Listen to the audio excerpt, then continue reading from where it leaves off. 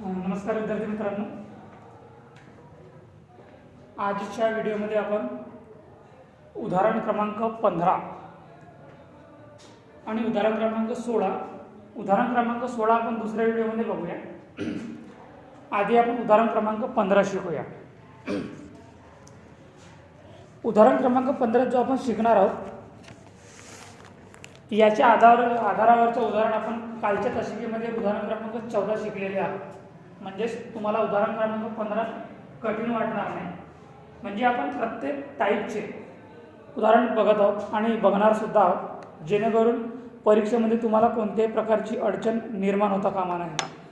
जर कोणत्याही प्रकारचा प्रश्न विचारला तर तो तुम्हाला इझिली सॉल्व्ह करता आला पाहिजे, कोणतीही अडचण निर्माण होता कामा नये। म्हणून आपण प्रत्येक प्रकारचे उदाहरण बघूया आणि या युनिट्समध्ये समोर जे अजून काही उदाहरण येतील तर ते थोडे वेगवेगळे असणार आहेत, म्हणून लक्ष द्या तुम्ही। मी उदाहरण क्रमांक 15 आणि उदाहरण क्रमांक 16 तुम्हाला तुमच्या ग्रुपवर पाठवलेला आहे। तरी पण मी उदाहरणाचं वाचन करत असताना तो उदाहरण तुम्ही तुमच्या डोळ्यासमोर ठेवा, जेणेकरून तुम्हाला समजण्यास सोपं होईल। तर बघा विद्यार्थ्यांना, उदाहरण क्रमांक 15, अ कंपनी टूक अ contract for ₹5 lakh and work started on 1st January 2009 to 31st December 2009. Trial balance वाज ॲज अंडर। आपल्याला ट्रायल बॅलन्स दिलेला आहे 1 जानेवारी 2009 ते 31 डिसेंबर 2009। आपल्याला 3 कॉलम दिलेले आहेत। पहिलं कॉलम पर्टिक्युलर्सचं आहे, दुसरं कॉलम डेबिट रुपीजचं आणि तिसरं कॉलम क्रेडिट रुपीजचं दिलेलं आहे। बघा पर्टिक्युलर्समध्ये काय काय दिलेलं आहे। Share capital 1,20,000, creditors 10,000, cash received in bracket 80%, certified work amount आहे 2 lakh, land and building 43,000, cash at bank 25,000। 6 point दिलेला आहे कॉन्ट्रॅक्ट अकाउंटच्या संदर्भात दिलेला आहे। आपल्याला जो आपल्याला कॉन्ट्रॅक्ट अकाउंट तयार करावं लागेल त्या संदर्भात आपल्याला माहिती दिलेली आहे। EA पॉईंट दिलेला आहे। Materials 90,000 90,000, machine 25,000 25,000, wedges 1,40,000 1,40,000, expenses 7,000 7,000। नंतर बघा पेज क्रमांक दुसऱ्यावर सुद्धा आपल्याला ॲडिशनल इन्फॉर्मेशन दिलेली आहे। Point number 1, out of total plant costing ₹5,000 and out of materials costing ₹4,000 were destroyed by an accident. म्हणजेच प्लांट आणि मटेरियल याच्यावरचा आपल्याला लॉस झालेला, ॲक्सिडेंट झालेला आहे। प्लांट आहे 5,000 रुपयाचं आपलं नुकसान झालेलं आहे आणि मटेरियल 4,000 रुपयाचं नुकसान झालेलं आहे। Point number 2, plant return to godown, return आलेला आहे प्लांट 5,000 रुपयाचा। Point number 3, uncertified work ₹2,000। Point number 4, balance of material on construct ₹4,000। And last point is a depreciation on plant at 10%, prepare contract account and balance sheet, prepare contract at balance sheet. आपल्याला या उदाहरणात contract account आणि balance sheet prepare करायची आहे। पण जर आपल्याला उदाहरणात बॅलन्स शीट विचारली असेल तर आपल्याला वर्क इन प्रोग्रेस तयार करावं लागेल, कारण वर्क इन प्रोग्रेसवरचा जो बॅलन्स राहील तोच बॅलन्स आपला बॅलन्स शीटवर जाईल। म्हणून जर उदाहरणात 2च अकाउंट विचारलेले असतील तर पण कशा प्रकारचे पॉईंट्स, कॉन्ट्रॅक्ट अकाउंट आणि वर्क इन प्रोग्रेस असे जर 2 आपल्याला अकाउंट्स प्रिपेअर करायचे असेल तर तुम्ही फक्त तोच कॅल्क्युलेशन करा जो तुम्हाला विचारलेला आहे। अदरवाईज कॉन्ट्रॅक्ट अकाउंट आणि बॅलन्स शीट विचारली असेल तर वर्क इन प्रोग्रेस अकाउंट तुम्हाला तयार करावं लागेल, कारण की याच्या आधी आपण जे प्रॉब्लेम्स शिकलेले आहोत, वर्क इन प्रोग्रेसवरचा जो आपला बॅलन्स राहतो तो बॅलन्स आपल्या बॅलन्स शीटवर ट्रान्सफर करावा लागतो। म्हणून आपल्याला वर्क इन प्रोग्रेस अकाउंट तयार करावं लागेल। तर विद्यार्थ्यांना उदाहरण तुम्हाला समजलं, मी उदाहरण वाचून दाखवलं आणि तुम्हाला समजवूनही सांगितलं। आता आपण याचं कॅल्क्युलेशन करूया, ठीक आहे। पहिलं अकाउंट राहणार आहे contract account.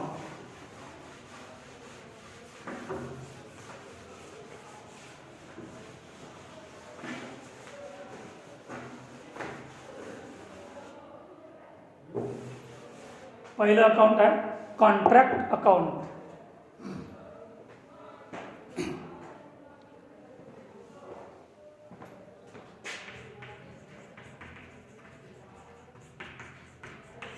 Contract account.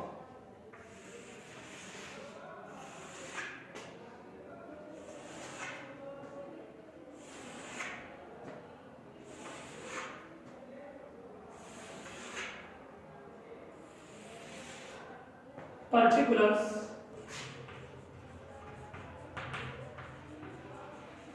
rupees, particulars, rupees. बघा आपल्याला उदाहरणात काय काय दिलेलं आहे. जो आपल्याला ट्रायल बॅलन्स दिलेला आहे त्या ट्रायल बॅलन्स म्हणजेच कॉन्ट्रॅक्ट अकाउंटची संदर्भात माहिती आपल्याला दिलेली आहे. Materials to materials. मटेरियल्स दिलेला आहे 90,000. मटेरियल्स दिलेला आहे 90,000. Machine to machine. मशीन दिलेली आहे 25,000. 25,000. Wedges to wedges. वेजेस आहे 1,40,000. Expenses to expenses 60,000. 7,000. नंतर बघा ट्रायल बॅलन्सवर आपल्याला पॉइंट नंबर 3 मध्ये दिलेला आहे कॅश रिसिव्ड 80% सर्टिफाइड वर्क. तर आपण वर्क सर्टिफाइड कॅल्क्युलेशन करूया. By work certified. By work certified 80%. आपल्याला कॅश रिसिव्ड किती दिलेली आहे 2 लाख रुपये. तर 2 लाखावर आपल्याला 80% वर्क सर्टिफाइड काढावं लागेल. किती मिळेल वर्क सर्टिफाइड कॅल्क्युलेशन करा. तुमच्याकडे कॅल्क्युलेटर आहे आणि कॅल्क्युलेटर परीक्षेमध्ये अलाउड आहे.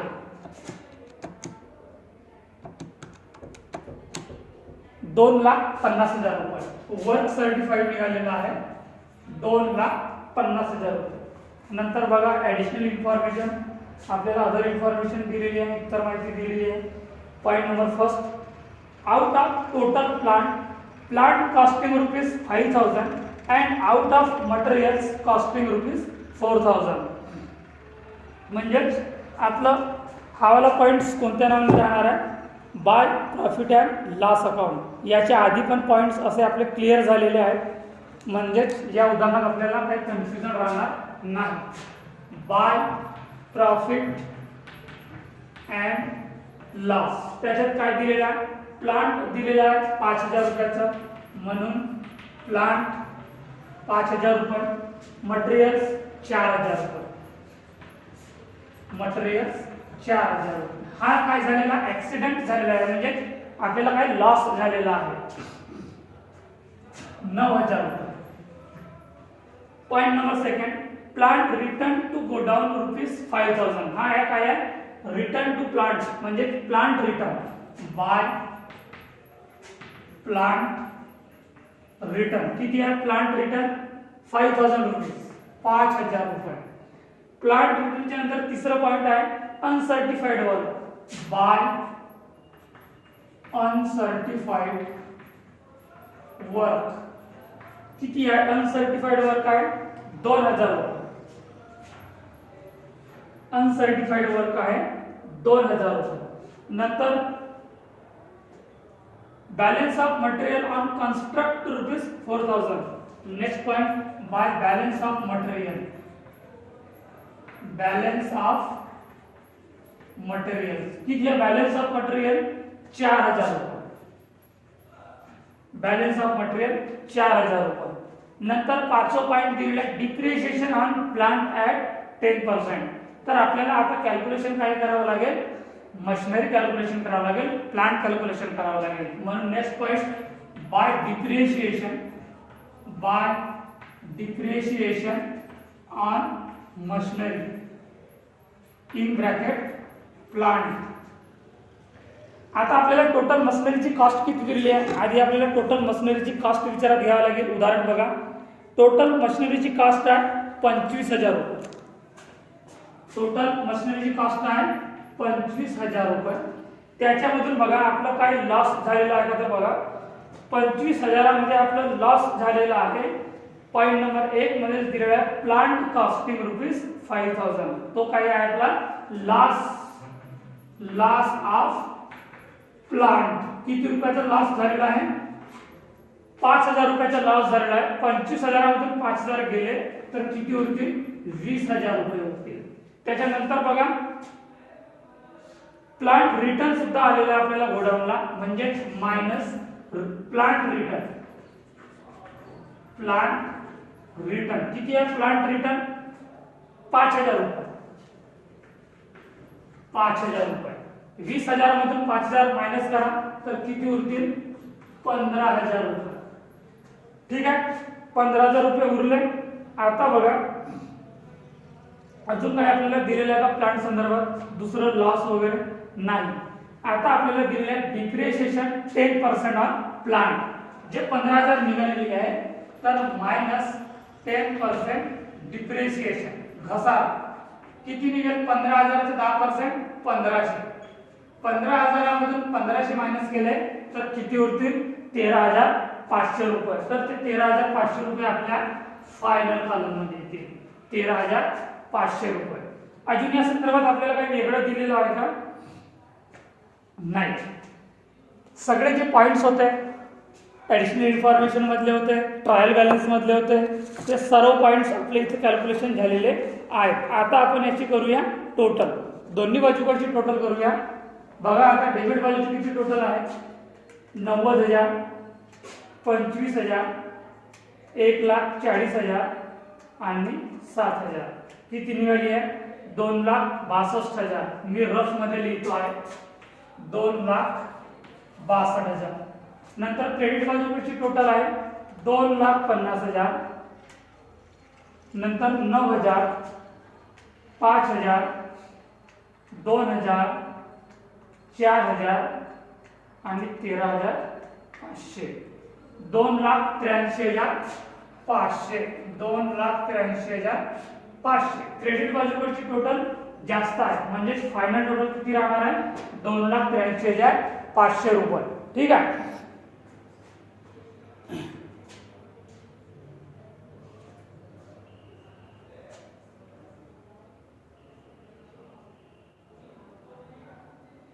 Plant godown 5,000. एक सेकंड, एक पॉइंट्स मला असं वाटत आहे, return to plant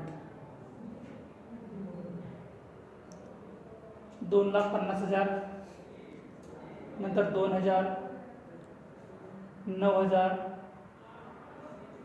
4,500. Okay, plant return to godown. नंतर बॅलन्स ऑफ मटेरियल 4,000. बघा एक पॉइंट्स थोडं कॅल्क्युलेशन उरलेलं होतं, एक पॉइंट्स कॅल्क्युलेशन करायचं राहून गेलं. जो आपला प्लांट रिटर्न आहे 5,000 रुपये, त्याच्यामधून आपल्याला 10% डिप्रिशिएशन काय करायचं होतं, मायनस करायचं आहे. ठीक आहे, तर मी इथेच लिहितो आहे बाय प्लांट रिटर्न 5,000 रुपये. 5,000 मधून मायनस 10% डिप्रिशिएशन. 5,000चा 10% डिप्रिशिएशन किती होणार आहे, 500 रुपये. तर 5,000 मधून 500 रुपये मायनस केल्यानंतर किती होतील आपले, 4,500 रुपये. आता इथे 500 रुपये काय होतील, मायनस होतील. तर 2,83,000 काय झाली आपली फायनल टोटल झालेली आहे. ती टोटल क्रेडिट बाजूला लिहायची आहे आणि तीच टोटल डेबिट बाजूला सुद्धा लिहायची आहे. पण इथे जागा अपुरी पडल्यामुळे मी बाजूला लिहितो आहे, त्याचा समोरचा भाग मी इथे कॅल्क्युलेशन करतो आहे. टोटल आहे 2,83,000 रुपये. डबल अंडरलाइन 2,83,000 रुपये. आता डेबिट बाजूची टोटल तर 2,83,000 रुपये नाही आहे, फक्त 2,62,000 रुपये. तर 2,62,000 म्हणजे 2,83,000 मधून 2,62,000 मायनस केले तर किती उरतील? 21,000. 21,000 हे काय राहणार आहे? Profit and loss. To profit and loss कंसामध्ये राहणार काय आहे? Balance sheet. आता याच्या नंतरची जी प्रोसेस आहे ती प्रोसेस आपण इथेच करूया. जो डेबिट साइडला बॅलन्स निघालेला आहे तो याच्या नंतर क्रेडिट बाजूला काय होणार आहे? ट्रान्सफर होणार आहे. तर by profit and loss balance BD किती आहे? 21,000. ठीक आहे. आता आपल्याला कॅल्क्युलेशन काय करायचं आहे? प्रॉफिट अँड लॉस आणि तो प्रॉफिट अँड लॉस कुठे ट्रान्सफर होईल? आपला बॅलन्स शीटला ट्रान्सफर होईल. ठीक आहे. टू प्रॉफिट अँड लॉस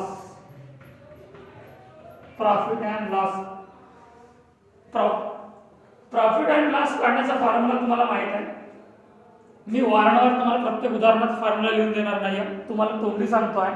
याच्या आधीच्या प्रत्येक उदाहरणात मी तुम्हाला फॉर्म्युला लिहून दिलेला आहे आणि कॅल्क्युलेशन करून सुद्धा दिलेला आहे. पण आता मी तुम्हाला फक्त सांगणार आहोत कॅल्क्युलेशन तुम्हाला करायचं आहे. कॅल्क्युलेशन तर मी करून देणारच, पण मी तुम्हाला तोंडी फॉर्म्युला सांगणार आहोत.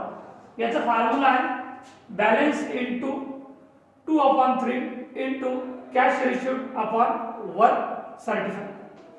तर आपला बॅलन्स किती आहे? 21,000. 21,000 गुणिला 2/3 गुणिला कॅश रिसिव्ड किती आहे? कॅश रिसिव्ड आहे 2,00,000 रुपये आणि वर्क सर्टिफाइड आहे 2,50,000 रुपये. याचं कॅल्क्युलेशन करा किती येते? तर 21,000 गुणिला 2/3 गुणिला 2,00,000 भागिला 2,50,000 11,200 रुपये. 11,200 रुपये. आता क्रेडिट बाजूची टोटल 21,000 आहे. याला आपल्याला फायनल टोटल कन्वर्ट करावं लागेल. फायनल टोटल आहे 21,000. डबल अंडरलाईन करायची आहे आणि फायनल टोटल 21,000 याला डबल अंडरलाईन करायची आहे. पण डेबिटची टोटल 11,200 आहे आणि क्रेडिटची टोटल 21,000 रुपये आहे. तर 21,000 मधून जर 11,200 तुम्ही मायनस कराल तर किती उरतील? 9,800 रुपये. 9,800 रुपये काय राहणार आहे? हा work in progress transfer to work in progress account. To work in progress transfer to work in progress account. आता ही जी रक्कम आहे 9,800 रुपये ती वर्क इन प्रोग्रेसला ट्रान्सफर होईल. याच्या नंतर आपण वर्क इन प्रोग्रेस अकाउंट बघूया काय निघतो आहे. तर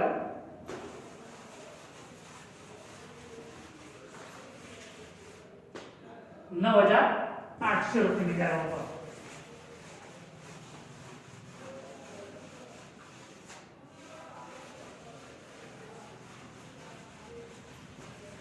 आता आपण कॅल्क्युलेशन करूया वर्क इन प्रोग्रेस अकाउंट.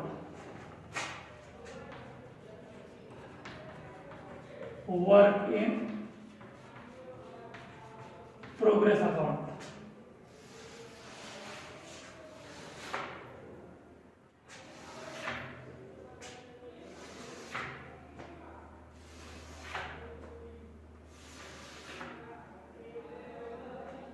जो आपलं कॉन्ट्रॅक्ट अकाउंटला बॅलन्स निघाला शेवटी वर्क इन प्रोग्रेस अकाउंट, तर तो या वर्क इन प्रोग्रेसच्या क्रेडिट बाजूला आहे. By work in progress transfer from work in progress account. Work in progress account किती निघालेलं होतं आपलं? 9,800 रुपये. आता डेबिट बाजूला आपला एंट्री होणार आहे टू वर्क सर्टिफाइड. वर्क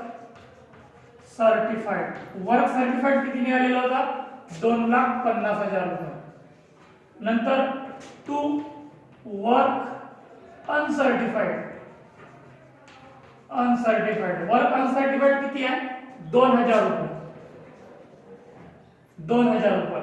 नंतर to balance of machine, balance of machine जो आपण कॉन्ट्रॅक्ट अकाउंटला तयार केलेले आहोत. बॅलन्स ऑफ मशीन मी तुम्हाला सांगतो शॉर्टकटमध्ये. आपल्या मशीनची व्हॅल्यू होती 25,000.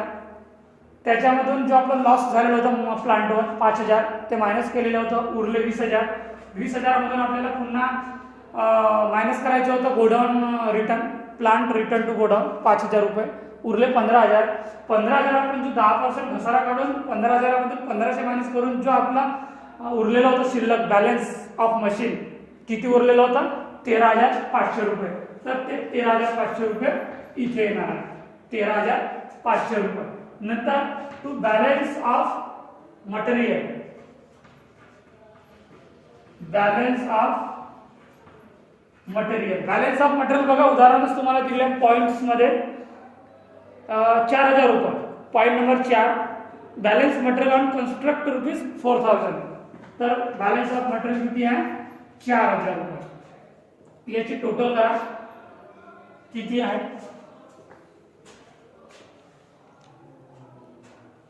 2,50,000 प्लस 2,000 प्लस 13,500 आणि 4,000 2,69,500 रुपये. 2,69,500 रुपये. 2,69,500 रुपये.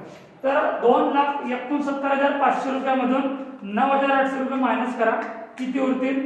2,59,700 रुपये. 2,59,700 रुपये. हा काय राहणार आहे? By balance, by balance transfer to balance sheet. हा जो बॅलन्स आहे 2,59,700 रुपये हा कुठे ट्रान्सफर होईल? बॅलन्स शीटला. आता याच्या नंतर आपण काय कॅल्क्युलेशन करूया? Balance sheet. Balance sheet, balance sheet for the year ended 31 March 2009 आहे का? बघा वर्ष काय दिलेलं आहे तो महत्वपूर्ण आहे. वर्ष दिलेलं आहे. याच्यात एंडेड वर्ष दिलेलं नाही आहे, पण आपल्याला जी बॅलन्स शीट तयार करावा लागतो आहे ती शेवटच्या वर्षाची तयार करायला लागतो आहे. आणि तो शेवटचा वर्ष आपल्याला दिलेला आहे 31 डिसेंबर 2009. म्हणून लिहायचं for the year 31 March 2009. Sorry 31 December 2009. आता बॅलन्स शीटला पर्टिक्युलर्स येत नाही किंवा डेबिट क्रेडिट बाजू येत नाही. याच्यात येतो आहे liabilities and assets. Liabilities and assets. Liabilities rupees, assets and rupees. आता या बाजूला काय काय दिलेलं आहे बघा. उदाहरणार्थ शेअर कॅपिटल तुम्हाला ऑलरेडी दिलेला आहे. शेअर कॅपिटल 1,20,000 रुपये. म्हणून लिहा शेअर कॅपिटल 1,20,000. याच्यात टू आणि बाय राहत नाही. शेअर कॅपिटल किती आहे? 1,20,000 रुपये. 1,20,000. शेअर कॅपिटल नंतर दिलेला तुम्हाला क्रेडिटर्स. त्याच्याच खाली पॉईंट आहे क्रेडिटर्स 10,000 रुपये. क्रेडिटर्स 10,000 रुपये. नंतर profit and loss account transfer वाला जो आपण कॉन्ट्रॅक्ट अकाउंटला जो आपला प्रॉफिट निघालेला होता तो राहणार आहे प्रॉफिट अँड लॉस. किती निघालेलं होतं आपल्याला बघा. कॉन्ट्रॅक्ट अकाउंटवर निघालेलं होतं 11,200 रुपये. 11,200 रुपये. त्याच्यामधून आपलं काय झालेलं आहे? मायनस लॉस झालेला आहे. बघा आपलं लॉस झालेला आहे प्लांट 5,000 रुपयाचा आणि मटेरियल 4,000 रुपयाचा. असा एकूण आपल्याला 9,000 रुपयाचा काय झालेला आहे? लॉस झालेला आहे. तर त्या प्रॉफिट मधून लॉस मायनस करा. जो तुम्हाला प्रॉफिट आहे 11,200 रुपये. 11,200 रुपयामधून 9,000 रुपये लॉस मायनस करा तर उरतील 2,200 रुपये. 2,200 रुपये. अजून काही आहे त्याच्या संदर्भात आपल्याला लायबिलिटीज बाजूला लिहिण्यासारखं काय नाही. आता बाजू बघू आपण असेट्स बाजू. ठीक आहे. तर बॅलन्स आता जो आपण वर्क इन प्रोग्रेसचा जो आपला बॅलन्स निघालेला होता 2,59,700 रुपये, तो आपल्या इथं राहणार आहे बॅलन्स 2,59,700 रुपये। याच्यामधून आपल्याला काय मायनस करावं लागेल? कॅश रेशियो मायनस करावं लागेल। बघा कॅश रेशियो किती दिलेला आहे, मायनस कॅश रेशियो दिलेली आहे 2 लाख रुपये। 2,59,700 रुपयामधून 2 लाख जर तुम्ही मायनस कराल तर किती होतील? 59,700 रुपये। 59,700 रुपये। नंतर बघा अजून काय दिलेलं आहे आपल्याला, लँड अँड बिल्डिंग दिलेला आहे। लँड अँड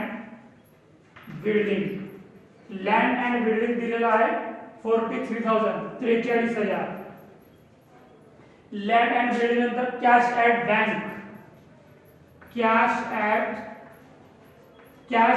बँक दिलेला आहे 25,000 रुपये। कॅश ऍट बँक 25,000 रुपये। नंतर प्लांट रेशियो, जो आपण कॉन्ट्रॅक्ट अकाउंटला जो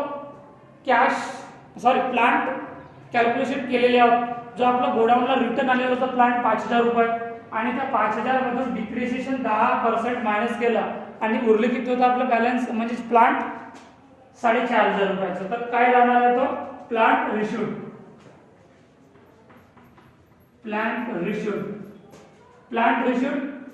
4,500 रुपये, कारण की तो परत आलेला होता आपला प्लांट गोडाऊनला 5,000 रुपये, कारण की परत आलेला माल त्याच्यावर घसारा काढावा लागेल आपल्याला 10%, ऑलरेडी उदाहरणार्थ आपल्याला 10% दिलेला आहे, तर आपण रेशियो आपण एक्सेप्ट किती केलेला आहे 4,500 रुपयाचा। तर आता बघा याची करा आता तुम्ही बेरीज। बॅलन्स शीटची टोटल कॉन्ट्रॅक्ट अकाउंट म्हणजे मॅच नाही झाली तरी चालेल, पण जो आपल्याला उदाहरणार्थ जेवढं मटेरियल विचारलेलं आहे त्या सर्वांची एंट्री होणे अत्यावश्यक आहे। मग ती टोटल मॅच नसेल तरी चालेल। 1,20,000, 10,000,